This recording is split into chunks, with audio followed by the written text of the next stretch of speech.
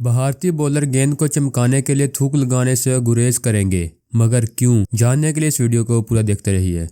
Video शुरू करने से पहले अगर अभी तक आपने हमारे इस YouTube चैनल को सब्सक्राइब नहीं किया तो जल्दी से सब्सक्राइब कर लें, और अगर आपको हमारी ये वीडियो पसंद आए तो इसे लाइक लाजमी करें और कमेंट बॉक्स में अपनी राय का इज़हार लाजमी करें। जनूबी अफ्रीका से वनडे सीरीज में कोरोना वायरस के खौफ की वजह से भारतीय बॉलर गेंद को चमकाने के लिए थूक लगाने से गुरेज करेंगे। भुवनेश्वर कुमार का कहना है कि बोर्ड की जानिब से बॉलर्स पर पहले वनडे में गेंद पर थूक लगाने पर पाबंदी आयद किए जाने का इम्कान है। तो दोस्तों, ये थी हमारी आज की ये छोटी सी वीडियो। अगर आपको हमारी ये वीडियो पसंद आए तो इसे लाइक लाजमी करें, हमारे इस YouTube चैनल को सब्सक्राइब करें ताकि आपको मजीद क्रिकेट से जुड़ी खबरें सबसे पहले हासिल होती रहें। तो दोस्तों, मिलते हैं अपनी अगली वीडियो में। खुदा हाफिज।